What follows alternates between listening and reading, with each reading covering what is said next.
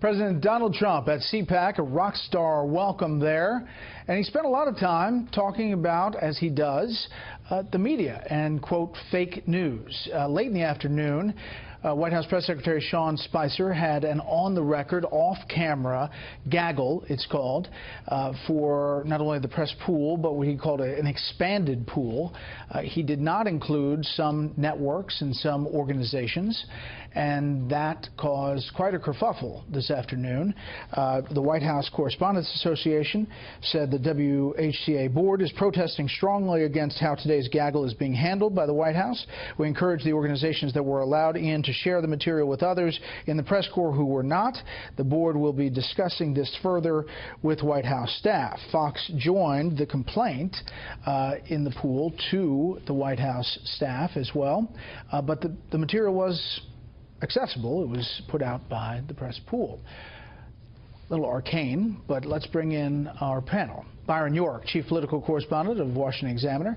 Charles Lane, opinion writer for the Washington Post, and syndicated columnist Charles Krauthammer. All right, Byron, I want to get to the overall message that President Trump continues to hit on here, and the specifics of this gaggle and why it caused a lot of people to question access. Well, I think you were right when you called it a little arcane. I think that's probably true. I think the first thing you should say is that all of us as journalists should be in favor of as much access for everybody as possible.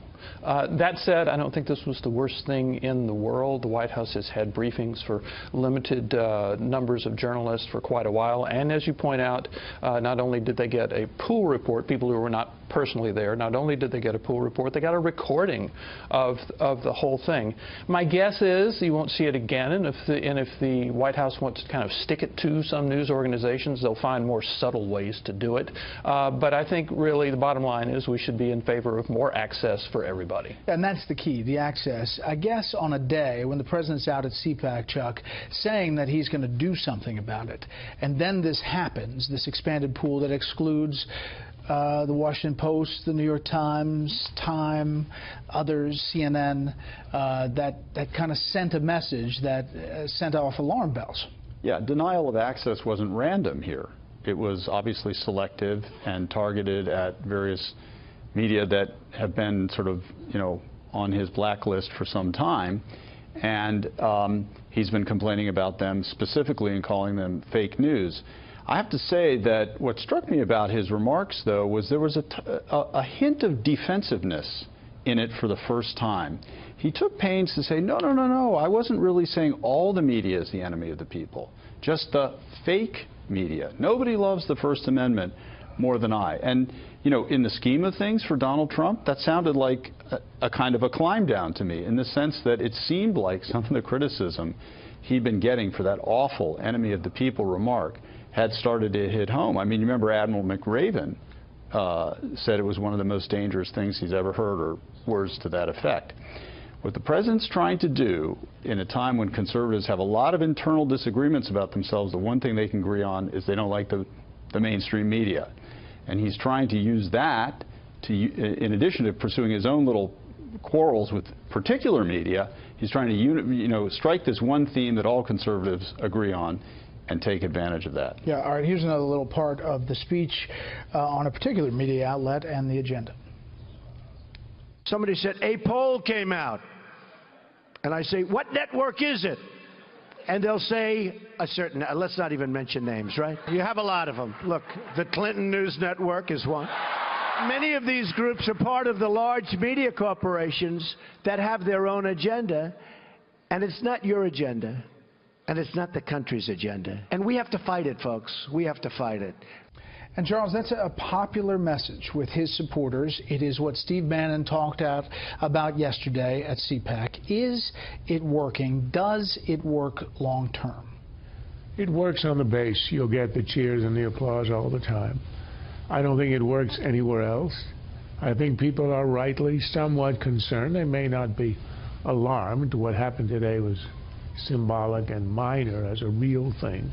But nonetheless, the symbolism is alarming. The president uses a phrase from Lenin, enemies of the people. You were an enemy of the people in Lenin's day. You were dead. I mean, these are serious historical terms that shouldn't ever be used. and you're sending a message that you're hostile to certain media outlets. And as you say, on the same day, you explicitly, unsubtly exclude them from a gaggle. Like, of course, in the scheme of things, that doesn't matter. But I'm glad to see that Fox joined with all the others, we being a favored outlet for Trump, remembering that when Obama excluded Fox from access to an official way back when, everyone rallied around us and said, if you don't include them, we're not going to be there. It's the only way to do it. You can't, the press can't allow itself to be bullied, and I'm glad it's not. Yeah, but I can hear middle America in my head. I can hear them say, God, they're obsessing about this White House gaggle, and their heads are exploding about the words that he's using. I can hear it. I can hear it on social media. It's important, though. Well, it is important, but I'll speak for middle America here. I went to the speech today, and Trump comes out and he talks for a long time about the press, maybe 10, 15 minutes, and then he says in conclusion, and you thought, wow, is that all he's going to talk about today? And then he delivered a very long speech, the speech that you thought he would give about his agenda, talking about what he has already done, what he plans to do. I counted a dozen bullet points from it: border security, violent crime, TPP, Obamacare, Keystone regulations, lots and lots of stuff. So in an alternate universe, you could cover the, say, 2/3 of Trump's speech that was about his actual agenda. I should point out, the Post was included.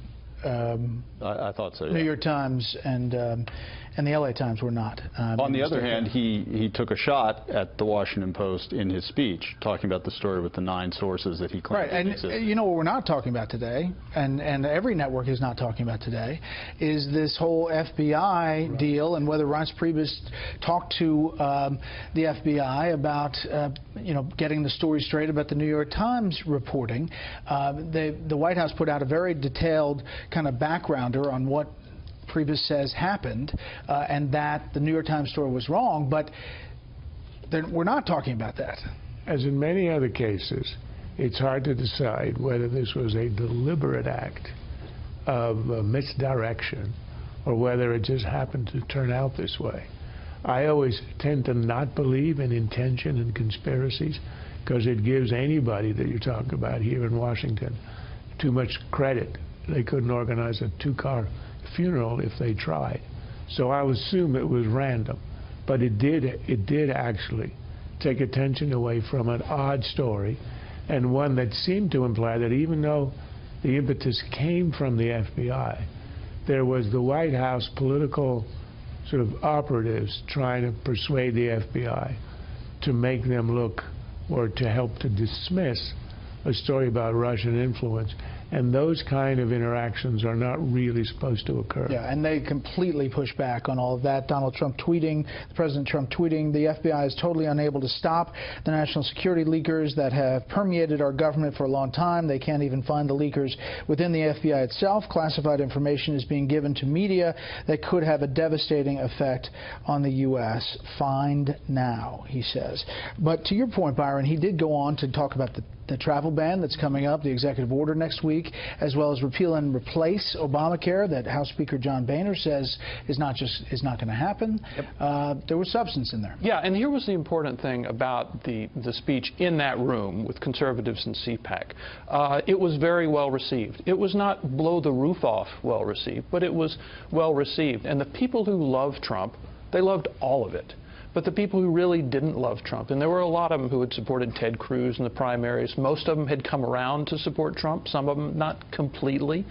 They loved parts of it. They loved the part about regulation, cutting regulation. They loved the part about tax reform, about increasing military spending. And they love the part that CPAC is meeting without a President Hillary Clinton. Exactly. And the other president came, in his first year, came to CPAC, which hasn't happened in a very long time. Next up.